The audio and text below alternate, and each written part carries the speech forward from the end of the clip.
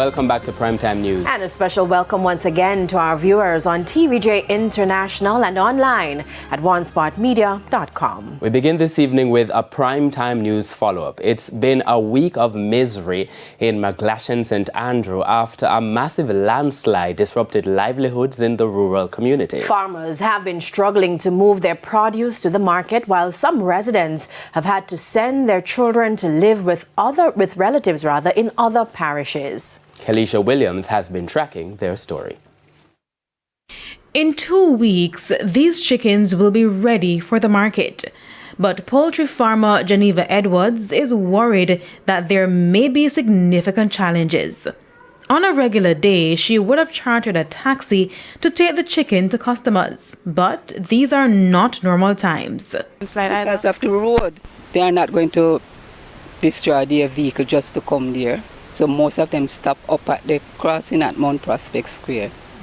So because this taxi is one that I use all the time, we'll carry it to the crossing and carry it over for me. Over the past week, this has been their reality. A major landslide in the community has been causing headaches for people like Miss Edwards. I have to pay more for somebody to take the feed from the landslide to my house. And how much is that?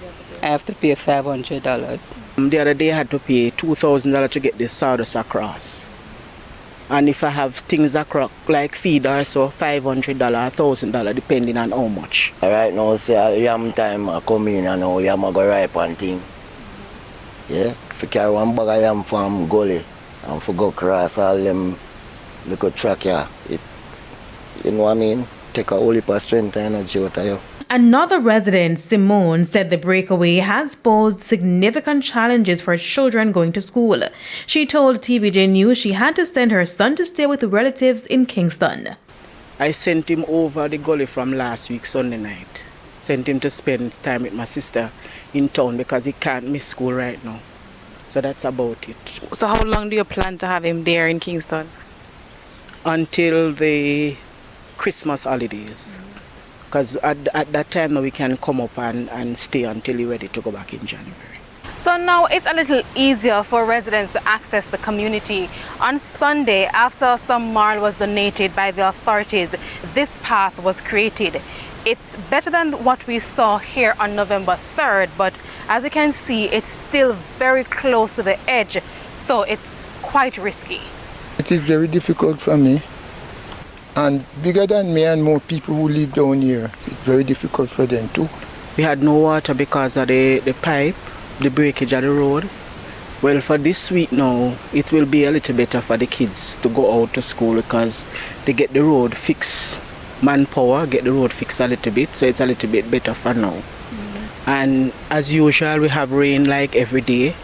So sometimes it's going to be very rough to go across. In the meantime, Member of Parliament for West Rural St. Andrew, Juliet Cuthbert Flynn, said the technical teams are considering an alternative route for coffee farmers. There was a farm road that was cut years and years ago, over 10 years ago, about 11 or so years ago.